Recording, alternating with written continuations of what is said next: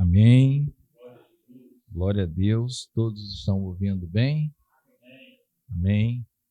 Nós saudamos a todos os amados irmãos presentes e os que nos acompanham também pelas redes sociais, pela internet, com a graça e a paz do nosso Senhor e Salvador Jesus Cristo.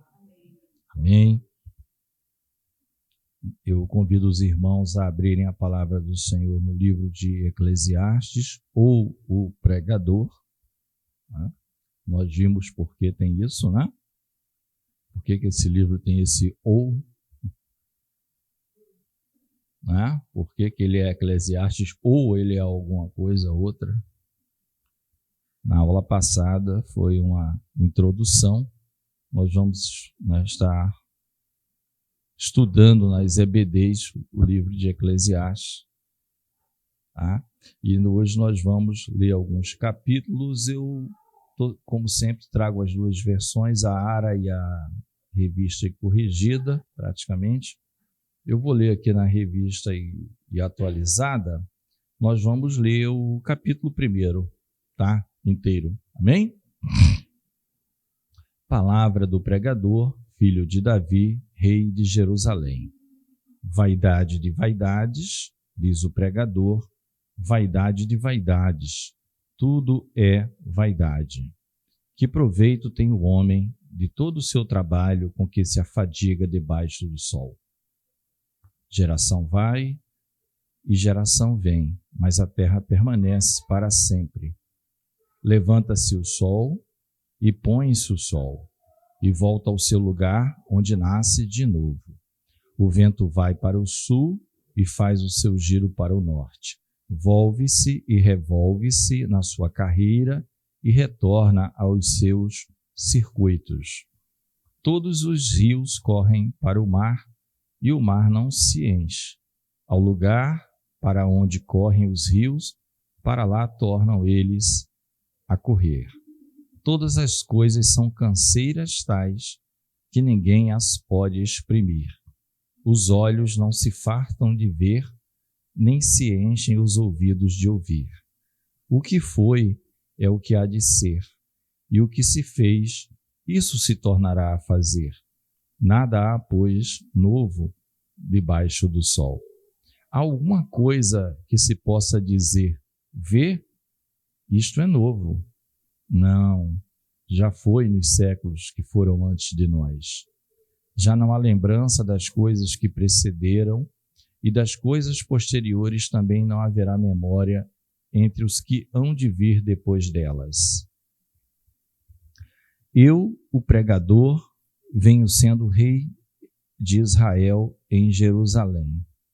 Apliquei o coração a esquadrinhar e a informar-me com sabedoria de tudo quanto sucede debaixo do céu. Este enfadonho trabalho impôs Deus aos filhos dos homens, para nele os afligir. Atentei para todas as obras que se fazem debaixo do sol, e eis que tudo era vaidade e correr atrás do vento. Aquilo que é torto não se pode endireitar, e o que falta não se pode calcular. Disse comigo, eis que me engrandeci e sobrepujei em sabedoria a todos os que antes de mim existiram em Jerusalém. Com efeito, o meu coração tem tido larga experiência da sabedoria e do conhecimento. Apliquei o coração a conhecer a sabedoria e a saber o que é loucura e o que é estutícia. E vim a saber que também isto é correr atrás do vento, porque na muita sabedoria há muito enfado, e quem aumenta a ciência aumenta tristeza. Amém? Vamos orar. Senhor Deus e Pai, nós oramos a Ti nesta hora, suplicando, ó Deus, a Tua bênção, a Tua graça, a Tua misericórdia, as nossas vidas, todos nós, ó Deus, que estamos participando, ó Deus, deste culto, que Tu venhas, ó Deus, conceder a Tua graça, a Tua sabedoria do alto, ó Deus, venha preencher os nossos corações, ó Deus, com o teu Santo Espírito, venha nos guiar, nos dar toda a assistência, porque sem ti nada podemos fazer, Senhor. E que tudo seja para a honra e glória unicamente do teu santo nome. Sê conosco, nos abençoa. É o que te pedimos e já te agradecemos em nome do teu Filho amado Jesus. Amém. Os irmãos podem estar assentados. Amém. Primeiro encontro nosso, a gente fez, né, um apanhado geral para facilitar o entendimento do desenrolar do livro, deste livro, né, de Eclesiastes, né? Pouquíssimas coisas ficaram faltando. E aí eu lembrei de uma que o pastor, quando ele pediu o microfone e comentou, ele até falou, não sei se o irmão vai falar ainda sobre isso,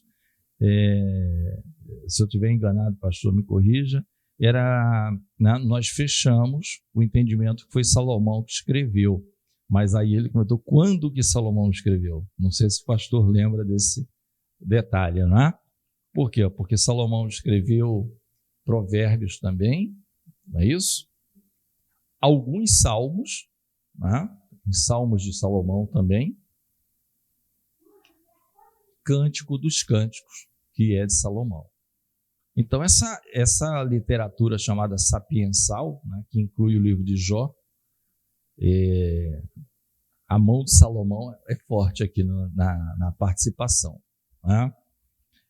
Então, uma das coisas que eu lembro que comentei com os amados é que este é talvez um dos poucos livros da Bíblia que você vai pegar nomes de peso de séculos passados, com opiniões completamente distintas e díspares, sem que haja nenhum tipo de grosseria ou crítica, vamos dizer assim, a quem pensa diferente, porque ele é muito enigmático, o livro de Eclesiastes, né? Ele é parecido um pouquinho com Provérbios, mas o Provérbios ele é muito no sentido do conselho do que é certo do que é errado. Se você pegar do começo ao fim, olha, o certo é isso, o errado é isso. Quem faz assim tem como consequência aquilo. Quem planta isso vai colher aquilo. É melhor isso do que aquilo outro. E o livro de Eclesiastes vai trazer uma ótica que nós vimos, que ele é muito pé no chão, né? Aquela expressão debaixo do sol. Tudo isso nós estudamos na aula passada. É uma expressão usada constantemente, né? As expressões vaidade de vaidades, ou a palavra vaidade solta, a expressão correr atrás do vento, ou outro tipo de expressão, a depender da sua versão, semelhante a isto, né? Ao nada, aquilo que meio que inútil. Estamos debaixo do sol, correr atrás do vento.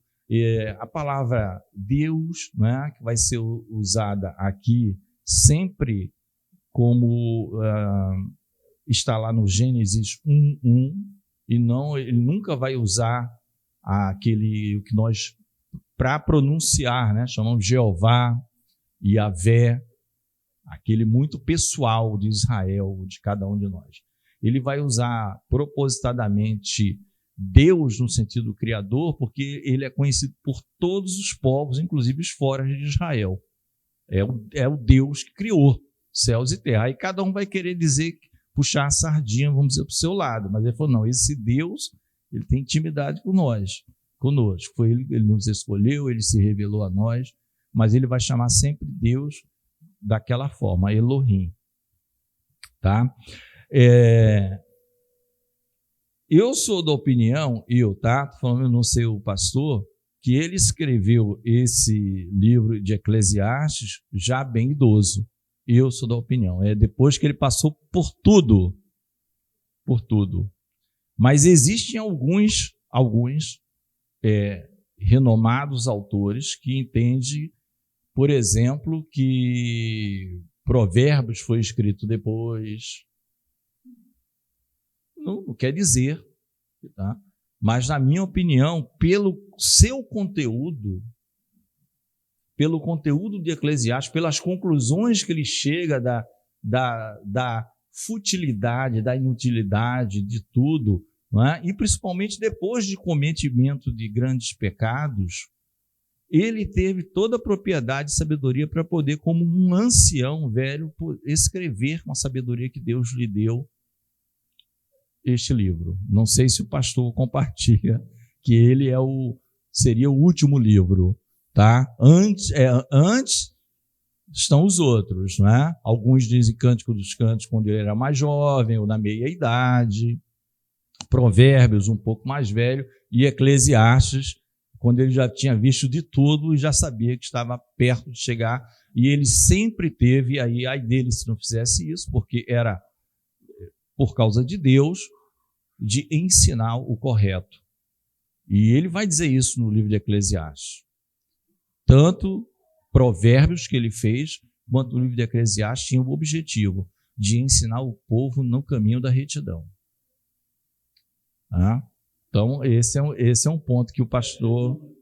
Eu dei o microfone para o pastor, né? Que foi um dos pontos, pastor, que eu acho que não deu tempo o senhor comentou, mas não deu tempo. Então, eu estou trazendo essa consideração. Não, eu concordo com o irmão, até mesmo porque Eclesiastes, na minha opinião, é um livro bem empírico, né? Ele trata de experiências, né? Mais de experiências do que como Provérbios, por exemplo, que é um livro mais dedicado a provérbios antigos, a pensamentos, né? Vamos dizer assim, o Provérbios é mais voltado para o pensamento, mas Eclesiastes é um livro conclusivo. Ou seja, passei por essa experiência e estou relatando aqui o fato, né? E em determinada altura do livro de Eclesiastes, ele mesmo fala, quis saber como é que funcionava essa questão, né, da luxúria e tudo mais, então me apliquei nessas coisas e tal.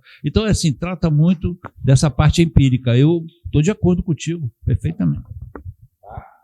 Então, esse era um ponto que estava faltando dentre as várias características deste livro, tá? É que, no nosso entendimento, ele escreveu, tá? Mas, como eu falei para os irmãos, quem for estudar sozinho e pegar, assim, eu vou pegar uns 4 autores que eu entendo que não estão, né? Porque a gente tem que ter cuidado aí. Na internet tem um monte de gente falando qualquer coisa, né? Você tem que...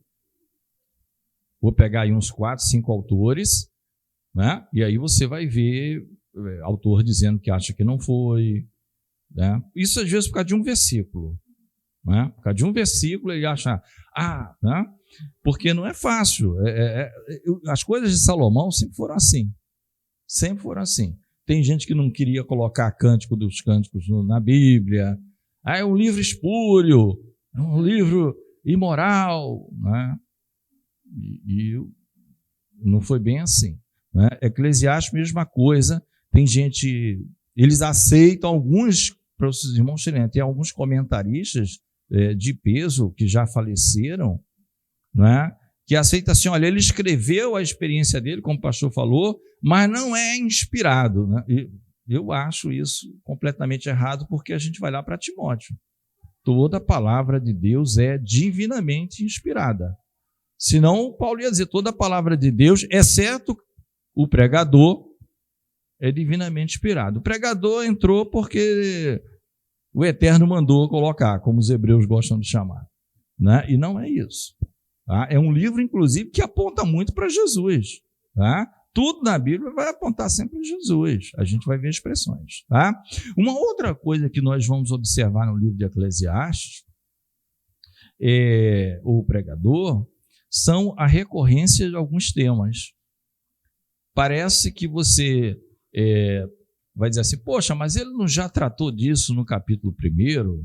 Aí agora ele vai no 3, vai falar do mesmo assunto, agora ele vai no 5, vai falar desse assunto, aí chega no 6, ele vai falar do mesmo assunto, não é?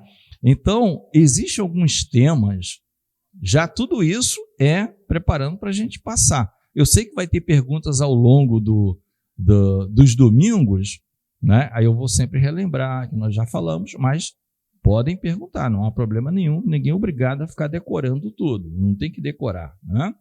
Alguns temas se repetem, mas a gente tem que observar o seguinte: os temas, alguns deles se repetem sob óticas diferentes, sob momentos, pontos de vista distintos. Entendeu? Ele vai falar da mesma coisa, mas em uma situação um pouco diferente. Eu citei aqui, eu escrevi na minha colinha aqui, né? Alguns deles não é exaustivo. Por exemplo, sabedoria versus loucura. Vai ser um assunto que ele vai falar em lugares diferentes dentro do livro de... Né? Como você vai dizer, mas ele não já debateu isso? Mas você vai ver por que está falando novamente. Tá? Riquezas e posses versus contentamento, ou se você quiser, fruto do trabalho, seja pouco ou seja muito, tá? O acúmulo de riquezas e posses versus vai ser um assunto tratado em mais de um lugar no livro.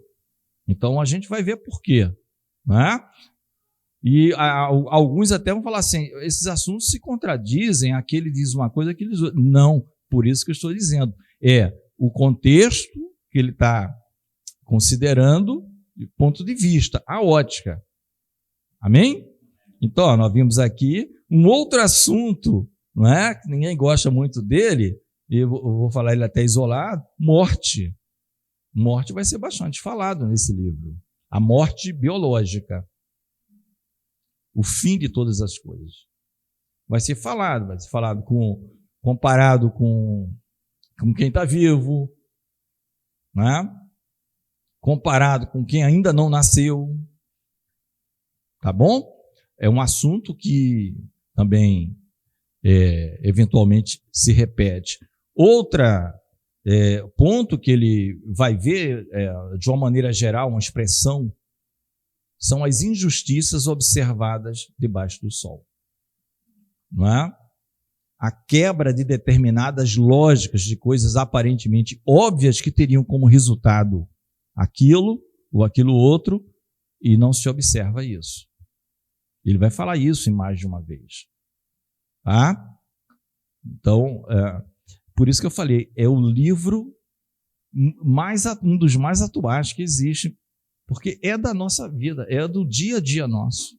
E agora existe uma diferença, levando Deus em consideração, entendendo por que estamos aqui, de onde viemos, por que viemos parar aqui e para onde a gente vai. Com Deus, a esperança. A mais do que esperança, a certeza. Não é? E sem Deus, torna-se algo deprimente, a pessoa vai ler, aí vai dizer, não, vamos filosofar aqui. É um bom livro de filosofia, e não é, mas é um bom livro de filosofia, ele não é filosofia, os filósofos adoram, e serve para tudo. Aqui tem para ateu, aqui tem para agnóstico, aqui tem para gnóstico, tem para tudo. Tá? Essas correntes que gostam de se utilizar, pegam um pedacinho da Bíblia e fazem, né? Quando aqui tem muita coisa falando até da vinda do Senhor, considerando que há muitas promessas feitas por Deus por meio dos profetas, né? Algumas faladas diretamente a Davi, outro a profetas Davi já morto, sobre a descendência de Davi, sobre o rei que seria o filho de Davi. E é por isso que Jesus Cristo é chamado muitas vezes nos evangelhos filho de Davi. Filho de Davi, filho, né? O mais clássico conhecido, né? É o Bartimeu, o cego Bartimeu. Jesus, filho de Davi, ele remete ele como filho de Davi. É o profético, aquele que ia se cumprir. Ele entendeu que aquele filho de Davi que os profetas falavam estava em Jesus Cristo, né? Então é interessante porque começa o primeiro versículo, ele vem exatamente dizendo isso. Por quê? Porque em nenhum lugar Salomão vai dizer o nome é Salomão, né? A gente já viu isso. Tá, irmãos? Então eu queria trazer isso. Um outro assunto ainda que ele também recorre aqui de vez em quando é a questão da soberania de Deus e os seus mistérios. de não revelar determinadas coisas aos homens. Ponto. Ele vai dizer determinadas afirmações, diz, ó, Deus não permitiu que a gente saiba como é que é isso. Entendeu? Isso é um tema que também vai ser, de certa forma, repetido. Né? E isso está, se você observar, na Bíblia toda. Né? Se vocês lembrarem, quando nós estudamos Atos e outros textos da Bíblia, outras pregações, os apóstolos, eles eram todos assim, eles não se importavam em perguntar ao Senhor, como é que isso se processa? Bate no liquidificador, o que acontece ali no meio e como é que sai esse produto? Eles afirmavam aquilo que vinha da boca do Senhor e ponto, é verdade. Eles conheceram a vida, Jesus Cristo. Não é? Então, Jesus é objetivo. Então, irmãos, tudo fica mais fácil quando nós, seres humanos, entendemos quem nós somos e por que estamos aqui e por que passamos por tudo isso e por que nada merecemos. Né? Tudo que temos é dádiva de Deus, é graça de Deus, e Deus derrama isso sobre bons e ímpios, né? A Bíblia diz. Então, quando você tem esse entendimento, ok, mas a maioria nós sabemos que não tem. As pessoas ficam revoltadas com muitas coisas que acontecem em sua vida sem levar em consideração isso. Não tem como não ficar revoltado realmente. Não sabe por que veio, ou sabe, mas não crê. Esse negócio de Bíblia eu não quero saber. Eu tenho direito, quer mandar em Deus. Então tudo fica mais difícil. Concorda? Tudo fica mais difícil. Mas se nós nos humilharmos, se nós formos humildes e entendermos que já é uma grande bênção Deus se revelar para nós e revelar alguns dos seus mistérios e segredos, inclusive do porvir que já está preparado para o povo dele, para aqueles que o amam, a gente vai passar isso aqui de outra forma. A gente já vai entender que o nosso lugar não é aqui, que a gente vai se encontrar com o nosso Deus, que isso aqui é passageiro, não é? Por isso que eles não faziam, os cristãos não faziam caso da vida. Não é isso? Bem, irmãos, então fica mais fácil. Agora, é a verdade, por isso que Eclesiastes ele é um livro, como eu falei, para mim sempre foi muito difícil de ler. Quando eu estava muito sem entender nada, eu ia para Eclesiastes, meio que assim, estou me rendendo. Estava muito difícil, eu lia Eclesiastes, é isso mesmo, é o que Deus tem para mim, não tenho que reclamar de nada.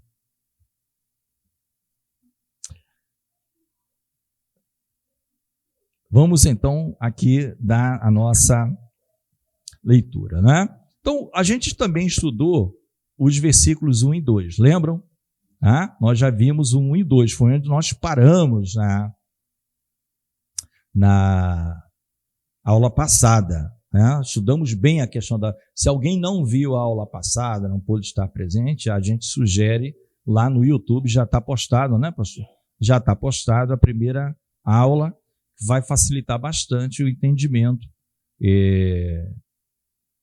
da aula, né? Vai entender, todo mundo que estava aqui entende bem a expressão vaidade de vaidade, tá tranquilo. E ele faz uma pergunta aqui no versículo 3, tá? Porque do versículo do 1, 2 e 3 é aquela introdução em que ele diz de quem são essas palavras, é do pregador, que a gente sabe que é o tal do Kohelet, né? É o nome lá que inclusive nós falamos que esse é o único livro que tem nome grego no Antigo Testamento. Eclesiastes não tem nada a ver com os hebreus. Então é um filho de Davi e em Jerusalém, a cidade do grande rei. A gente viu que ele conclui que tudo é vaidade, ou seja, o livro começa com uma conclusão, mas não é a conclusão, parece meio redundante, mas é uma forma de dizer, não é a conclusão final do livro, porque lá no capítulo 12 nós chegamos a olhar aqui também, que é o finalzinho, qual é o dever de todo homem, Ou, se você quiser tirar a palavra dever de todo homem, o que é, na essência, o homem? Porque o dever de todo homem, ele é uma inserção para fazer sentido, feito pelos tradutores, escritores de todas as épocas, né? Para fazer sentido. Então, não muda a frase, tá? No 12, aquela é a grande conclusão. Teme a Deus, respeita a Deus e guarda seus mandamentos, porque isso é o homem. O homem foi feito para isso, né? E ele faz uma pergunta que ele vai dizer assim, ó, essa pergunta aqui a gente vai desenvolver, o pregador, ele vai dizendo assim, vou desenvolver ao final. Qual é? É a pergunta, que vantagem? Qual é a vantagem do homem de todo o seu trabalho que ele faz debaixo do sol? Ele pergunta, não dá resposta. Percebe? Qual é a vantagem da gente vir aqui trabalhar? Qual o proveito? Tá? E aqui existe um detalhe, essa expressão proveito ou vantagem, ela é uma expressão do mundo dos negócios da época, no hebraico. Amém? Seria o seguinte, eu estou empreendendo a minha vida em alguma coisa. Qual o lucro? Qual a vantagem que eu tenho? Esse proveito que está na Bíblia, essa expressão proveito ou vantagem, ela é uma expressão do mundo dos negócios. Seria como se você trouxesse para os dias de hoje e alguém superior que você não tem como brigar com ele, contender contra ele, pegou esse grupo, jogou em algum lugar e disse, ó, desenvolve isso aí. Aí um vai olhar para o outro e dizer, o que a gente ganha no final? Qual o lucro? Qual a vantagem?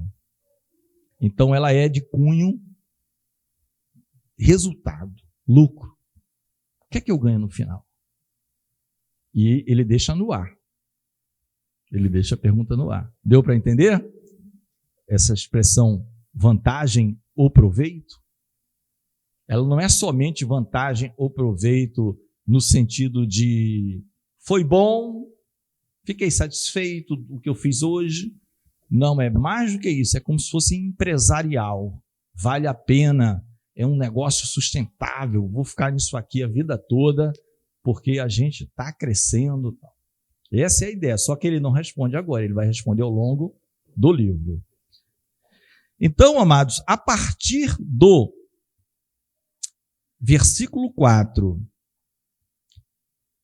até o 11, do 4 ao 11 do primeiro capítulo, ele vai começar a falar, e aí, dependendo dos comentaristas, eles são fortes nas expressões. Alguns usam expressões fortes, eu posso ser mais polido, né? Assim, a recorrência de tudo, né? A recorrência, a repetição de tudo. Mas outros colocam assim, a mesmice de todas as coisas. Já é mesmice, já, né?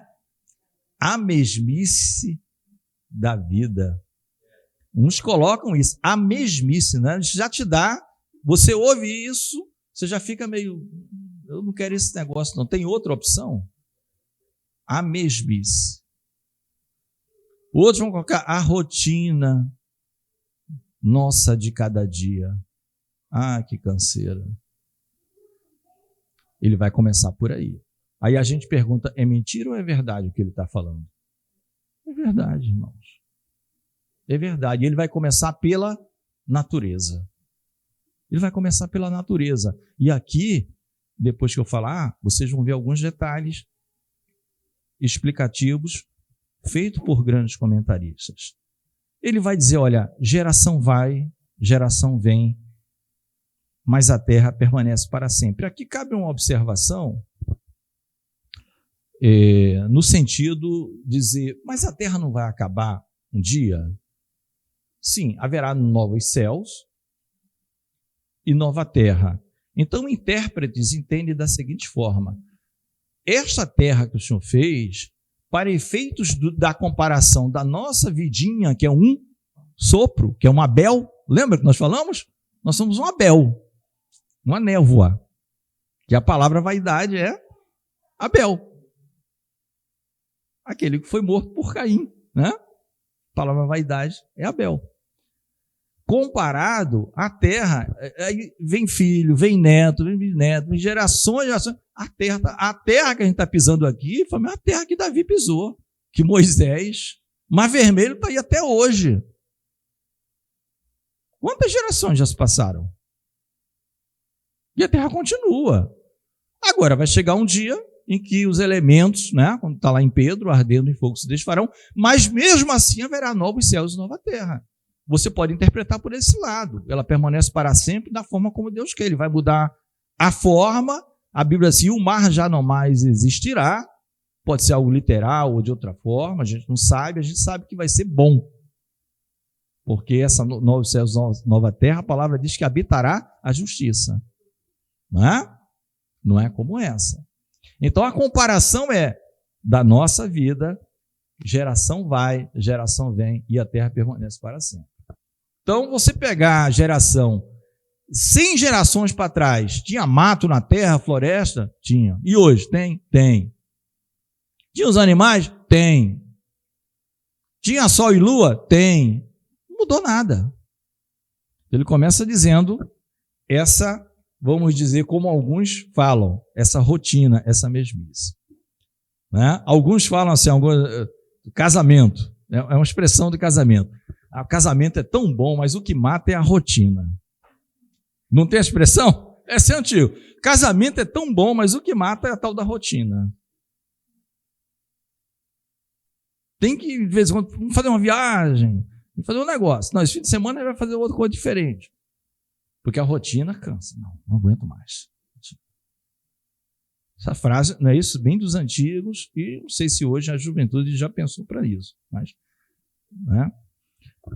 E aí ele vai dizer, amado, o sol nasce, eu estou dizendo com as minhas palavras, tá? Todo dia o sol nasce, se põe, volta ao seu lugar e nasce de novo. Todo dia, amados. Há quanto tempo? Desde que o mundo é mundo. Ele está falando o óbvio, mas afeta a gente como nunca. Ele está falando, eu vou torcer para o sol amanhã nascer daqui. O sol vai nascer no oeste, vai morrer vai nascer no oeste e vai morrer no leste, né? Porque o sol nasce no leste e morre no oeste, né? Ele vem do Japão, tanto é que os fusos horários lá já são adiantados, né? Ele vai passando. Aí o dia seguinte, mesma coisa, não vai ter nem um dia que você vai acordar que vai ter o contrário, o sol nascendo aqui e voltando para cá. Você, ué, que legal, mudou tudo, vou observar isso agora. Mudou, algo novo. Não tem. Ele está dizendo isso para a gente. A mesmice das coisas. O Igor está gostando. Parece óbvio, amados, mas afeta o homem. O vento vai para o sul, faz seu giro para o norte, volve-se, revolve-se na sua carreira e retorna para os seus circuitos. É a mesma coisa. E hoje em dia, com a modernidade, agora você vai na TV, está lá meteorologista não, quase sempre é um jornalista, né, que tem as informações dadas por profissionais de meteorologia que fala. Essa frente aqui, isso não vai mudar nunca. Você vai, para quem gosta de ver isso, com certeza vai virar praticamente um meteorologista. Vai ficar 30 anos vendo, rapaz, uma frente aqui e tal. Os ventos, né?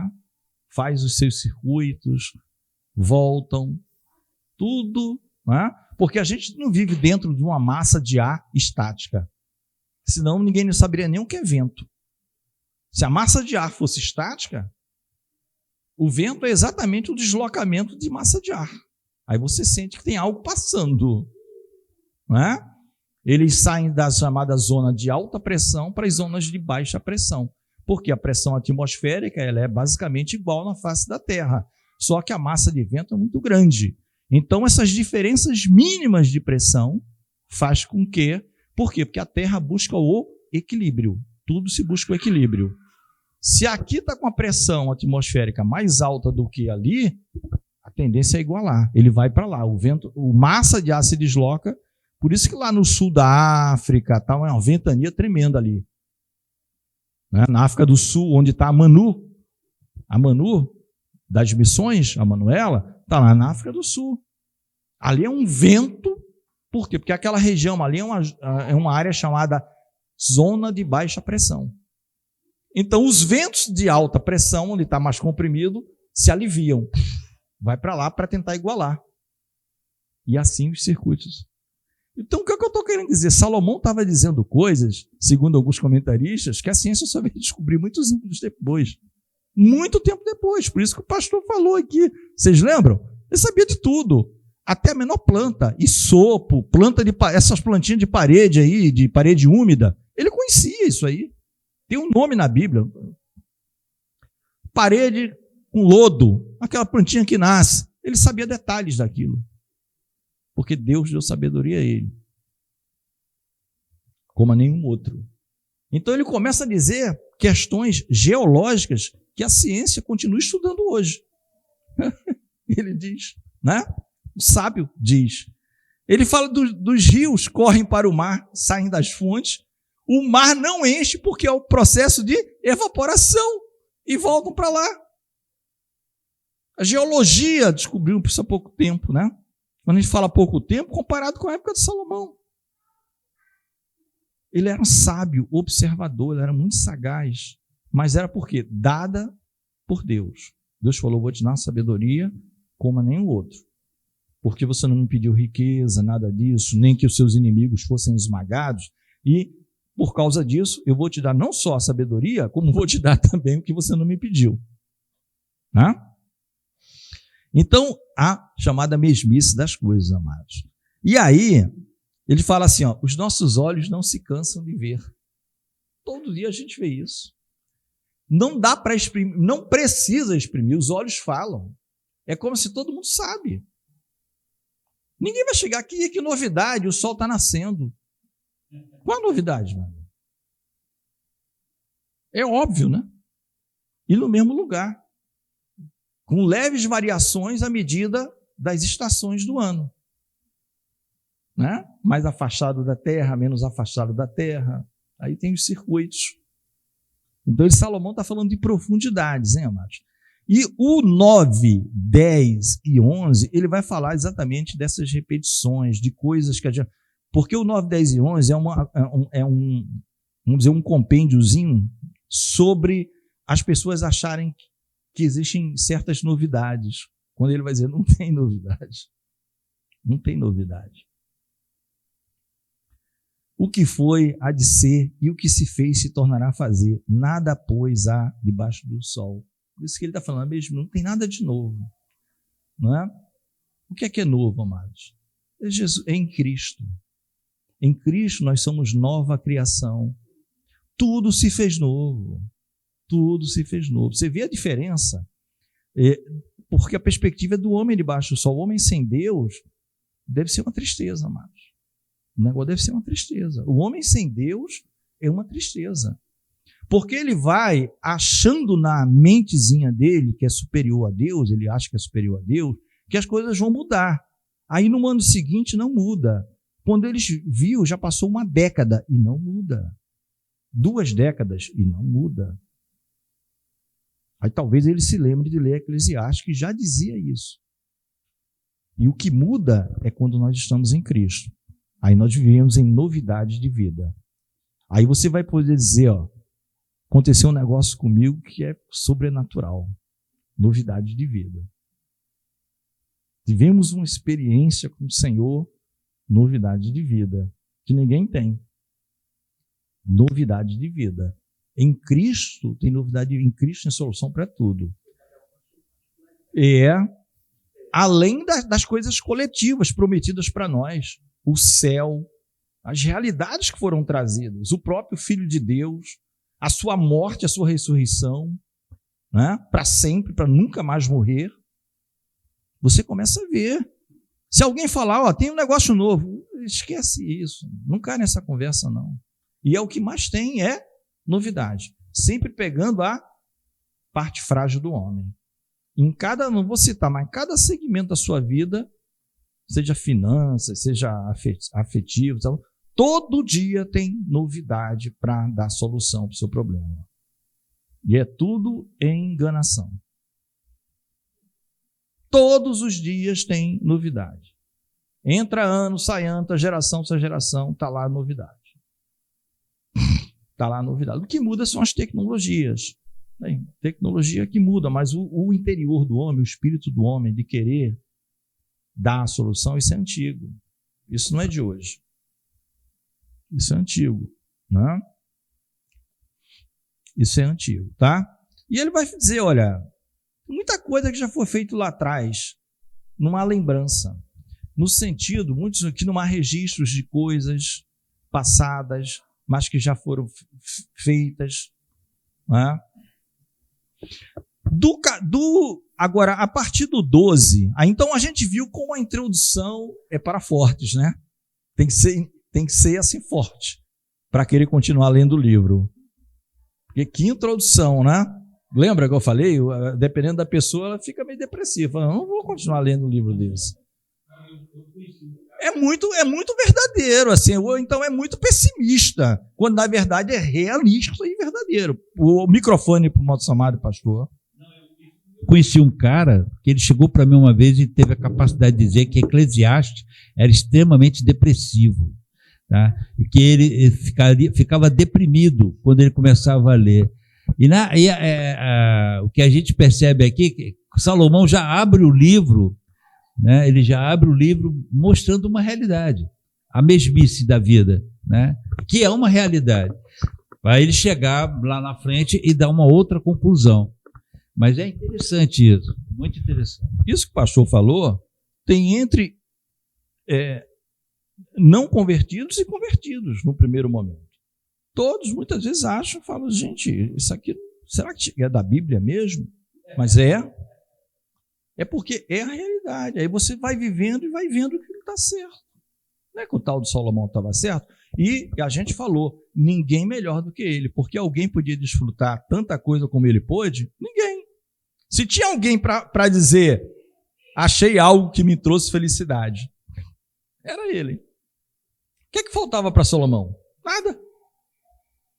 Absolutamente nada. Sábio, rico, tudo que os seus olhos quiseram, ele possuiu. Tudo que ele quis fazer, ele fez. Não é? Nós citamos isso na aula passada, porque você poderia dizer, não, isso aqui foi escrito por um derrotado.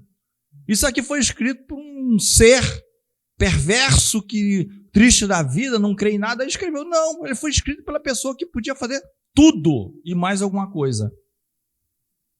Isso quebra qualquer argumento. Não é? Então, do versículo 12, amados, aos 18, ele vai falar um pouco, que é terminando o primeiro capítulo, o pregador vai falar um pouco mais sobre ele mesmo e um resumo do que ele fez e que ele ainda vai descrever com maiores detalhes no livro. Por quê? Porque, como o pastor falou, ele começa com uma conclusão. Tudo é vaidade, tudo. E nós vimos que, inclusive, o próprio homem, o próprio ser humano é uma vaidade. A sua própria existência é um vazio. Lembra? O Carlos até achou o Salmo, colocou, acho que é 39 alguma coisa, nem precisa colocar, mas está lá no Salmo 39, nós vimos aqui, por mais firme que esteja, ele é vazio, ele é vaidade. Ele é vaidade. Ele depende do favor de Deus, da graça de Deus. O homem tem que entender aonde o homem caiu. A gente só entende isso e só faz sentido quando a gente conhece. Conhece que nós deveríamos respeitar a Deus e guardar seus mandamentos. Não fizemos isso, caímos numa vala, no esgoto. E Jesus, que é Deus, nos amou tanto que mergulhou no esgoto para tirar a gente de lá. E tem gente que quer ficar no esgoto, mas tem gente que quer sair. Ele não obriga ninguém. Se você quiser ficar no esgoto, fica no esgoto. Mas se você quiser sair, Deus está aqui com você, se fez homem para tirar você de lá. Então, entendendo essas origens, a gente compreende melhor as mesmices, as coisas, tá? Então, no 12, é uma outra forte evidência de que é Salomão quem escreveu. Eu, o pregador, venho sendo rei de Israel em Jerusalém. Deixa eu ver como é que está na revista corrigida. Eu, o pregador, fui rei sobre Israel em Jerusalém. Um usa o passado, o outro usa o gerúndio aqui, tá? Venho sendo, o outro, né? E ele aqui vai fazer o resumo. Eu apliquei o meu coração, eu dediquei a minha vida, boa parte da minha vida, a esquadrinhar, a pesquisar nos mínimos detalhes e informar-me com sabedoria de tudo quanto sucede debaixo do sol. Este enfadonho trabalho impôs Deus aos filhos dos homens para nele os afligir. E na outra versão, para neles os exercitar, tá? Isso aqui merece uma parêntese. Ele está começando a dizer o que é que ele fez. Ele está dizendo, ó, eu esquadrinhei, eu pesquisei profundamente tudo quanto se passa debaixo do sol. E ele fala, este enfadonho trabalho que Deus deu aos homens para os exercitar ou para os afligir. E aqui alguns comentaristas, eu achei bem interessante, no sentido, primeiro, Salomão conhece a Deus. E eu achei interessante o comentário de uma pessoa que não é filósofo, mas ele é amigo do Evangelho, ele crê em Jesus, tal, né? Já morreu, tal, desses grandes filósofos. Ele fala assim, Deus é tão bom que não nos deixou aqui como que a deriva. Ele deixou a gente, corre atrás, pesquisa a minha criação, e esse negócio sabe que não é tão ruim. Você pode até morrer ao final, mas é uma ocupação. Você começa a dizer, olha só a mente de alguém de fora. Porque ele imagina o seguinte, o justo seria, se Deus quisesse matar o homem, matava, ou se Deus quisesse largar o homem aqui como se for um inferno, também largava. E não desse a menor condição a ele, sequer, de querer pesquisar ou de lutar para sobreviver e começar a descobrir coisas e aperfeiçoar. E ele entendeu isso como uma bênção. Né? Então a palavra aqui, os exercitar ou os afligir, é uma forma de Deus também mostrar como é ruim estar afastado de Deus, porque lembra, alguém perguntou para o pastor Cleiton uma vez, pastor, tinha trabalho no paraíso, lá no Éden, eu não sei se ele lembra, ele explicou que tinha todas essas coisas, só que nada era enfadonho, tudo era muito, muito prazeroso, tudo era prazeroso, né? O homem não era um ser que não tinha sentimento, não, mas tudo era prazeroso, não sabia-se o que era tristeza. Quando o homem cai, ele passa agora Deus dá a condição dele, vai atrás, eu te dou alguma sabedoria para você começar a descobrir as coisas, só que vai ser com o suor do teu rosto, vai ser com muito sofrimento, mas você vai ter alguma respostinha lá no final, mas que a vaidade porque você vai morrer, né? O que você tem é que ter saudade de mim e querer voltar, né? Aquele louvor, ó que saudosa lembrança tenho de ti, ó Sião, né? Passa por mim uma saudosa, eu já tive em algum lugar, que é o paraíso. Ó que saudosa lembrança eu tenho de Sião, né? O louvor. Então, isso aqui, Salomão diz, foi Deus que deu. Tá? Até como castigo, entre aspas, tem que ser bem recebido pelo homem, porque é digno mesmo e merecedor. Foi ele que quis fazer a sua caminhada longe de Deus. Optou por desobedecer, conhecer o bem e o mal. Então a palavra fala dessa forma, né? A palavra ela vai para os exercitar, tá? Atentei para todas as obras que se fazem debaixo do sol, e eis que tudo era vaidade e aflição de espírito, não é?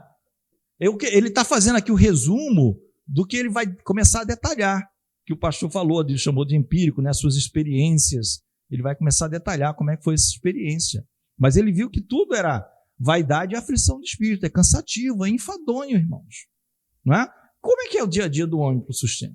É muito enfadonho. É muito cansativo, a gente não vê a hora para acabar, não vê a hora para chegar a sexta-feira, não vê a hora para terminar, não vê a hora para concluir uma demanda, um trabalho que nos foi passado. Tudo que a pessoa quer é desmaiar quando chegar em casa, porque não dá tempo nem de respirar direito, quer dormir. Mas alguma coisa ela fez. Mas serve para ela ser salva? Não. Por isso que ele está chamando de vaidade. Isso não vai levar ela para Deus. Ela está ocupada. Ela precisa descobrir o mistério de Deus. E Deus é que se revela. Jesus Cristo, onde estão escondidos todos os tesouros da sabedoria e da ciência. Está lá em Colossenses. Paulo escreve a Colossenses e diz, olha, sabe todos os tesouros da sabedoria e da ciência? Tudo está em Cristo.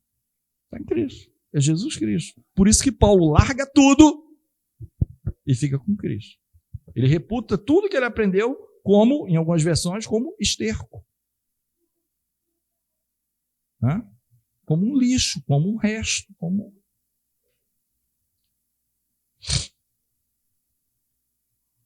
E aí vem aquilo que é torto, não se pode endireitar, e aquilo que falta não se pode ser calculado. Aqui se comenta,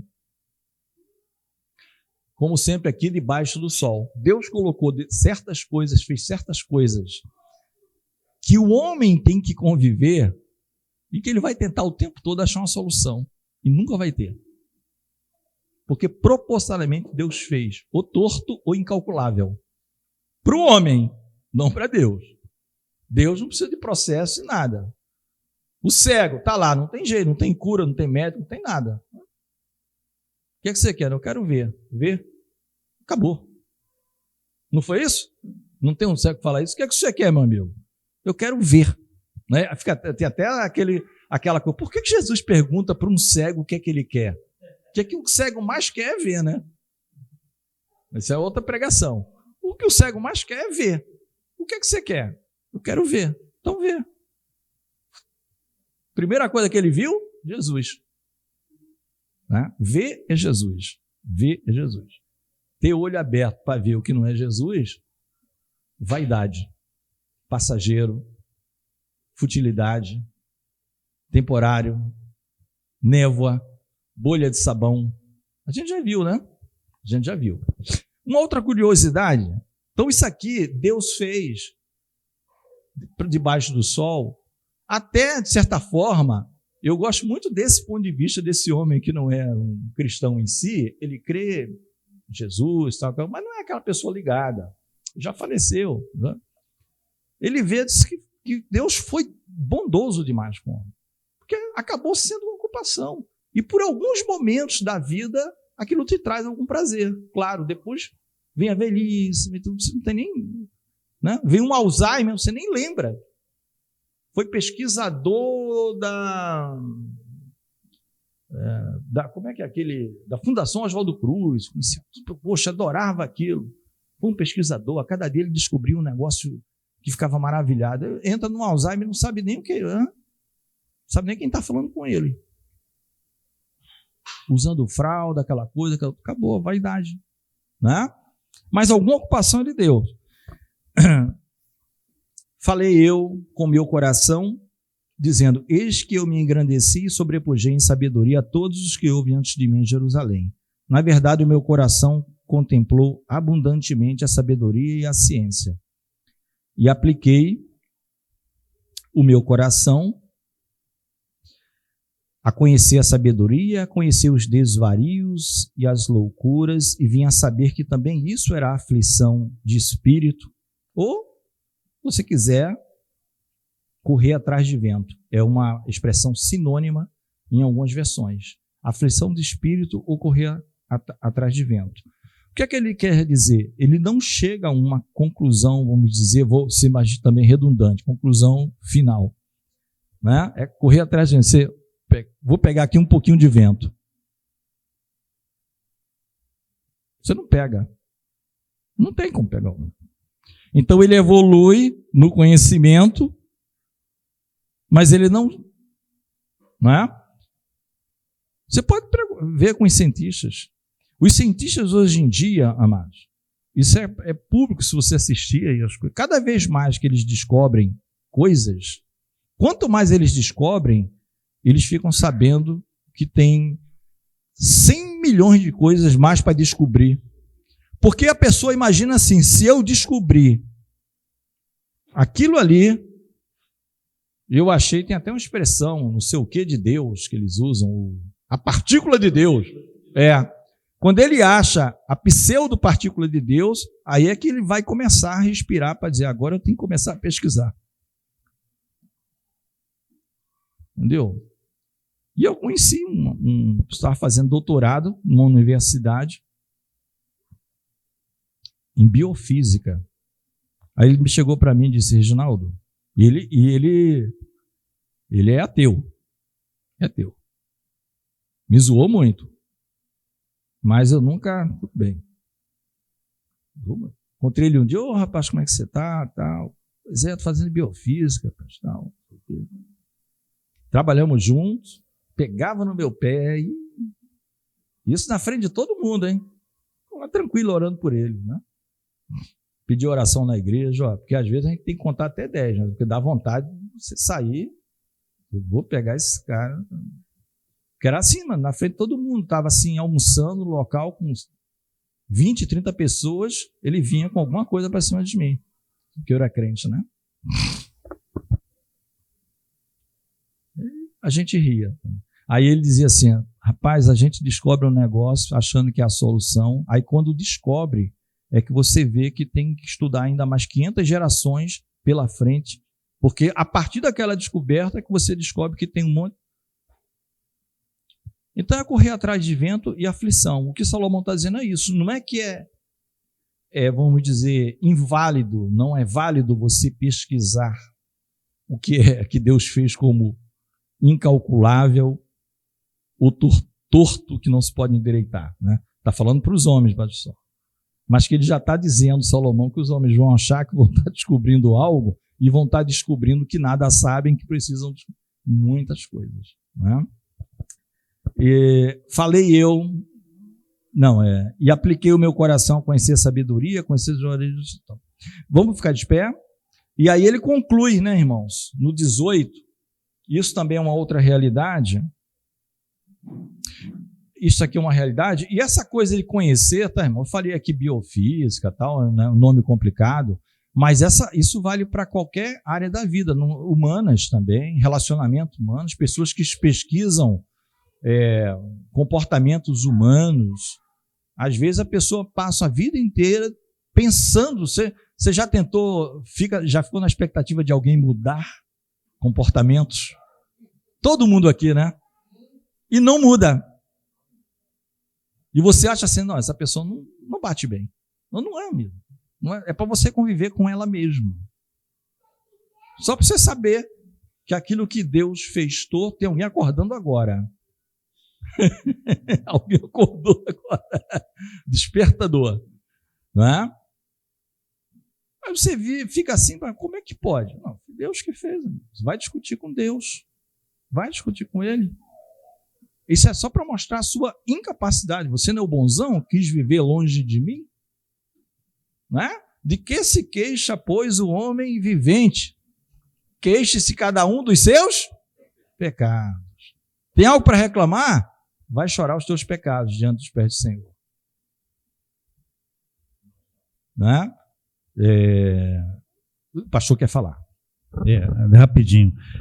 Só para como ele foi inteligente, né, quando ele começa essa reflexão, e ele foi muito inteligente nessa abordagem, porque ele diz o seguinte: como nós somos pessoas finitas, somos finitos, né? Em determinadas questões da vida, quando nós não vamos, quando a coisa começa a se tornar repetitiva, vou dar um exemplo. Eu tenho uma pessoa na minha família que viaja o mundo inteiro, porque ela trabalha na Coca-Cola, então ela viaja o mundo inteiro. Ela vai para Dubai, ela vai para Paris, isso é uma constância na vida dela. E aí você fica pensando, puxa, mas que sortuda, né? Primeira classe, os melhores hotéis, as melhores comidas. Só que para ela já se tornou um peso, porque caiu na rotina. E aí aquilo já começa a se tornar um fardo em cima dela. Ela não consegue mais administrar isso. E é interessante, porque o que para nós é um sonho, para ela já se tornou um pesadelo, e é um pesadelo. Então, essa reflexão que ele traz para a gente, partindo do fato de que, por sermos finitos, né, quando caímos na rotina e quando as coisas começam a se repetir constantemente na nossa vida, aquilo se torna uma canseira, se torna um enfado. E quando nós não encontramos uma resposta, ou então quando nós buscamos as respostas pela ciência, e acontece exatamente esse fenômeno maravilhoso que o irmão Reginaldo falou, que a pessoa chega lá, não, mas ainda não é a conclusão, espera aí, eu tenho que estudar mais para poder entender a partir daqui como é que funciona, como, por exemplo, a partícula de Deus. Então a gente fica assim, esse ponto, o que Salomão está nos levando a refletir sobre essa parte finita nossa. E por causa dessa finitude, a gente não tem, se nós não tivermos um propósito em Deus, aquilo passa a ser um peso para nós. Percebe? Então, ele cria uma plataforma, primeiro, para ele desenvolver essa linha de raciocínio dele. É perfeito. Glória a Deus. Olha. Lindo. É muito bonito, né? Tanto é que ele não tem como se contradizer, porque ele vai começar o livro no versículo 2 dizendo, vaidade, vaidade, diz o pregador, é tudo vaidade. Mas como assim? Você já começa dizendo o fim, que é tudo, né? Inutilidade, inutilidade, ou futilidade das futilidades, tudo é futilidade, tudo é fútil, tudo é vapor, tudo é névoa.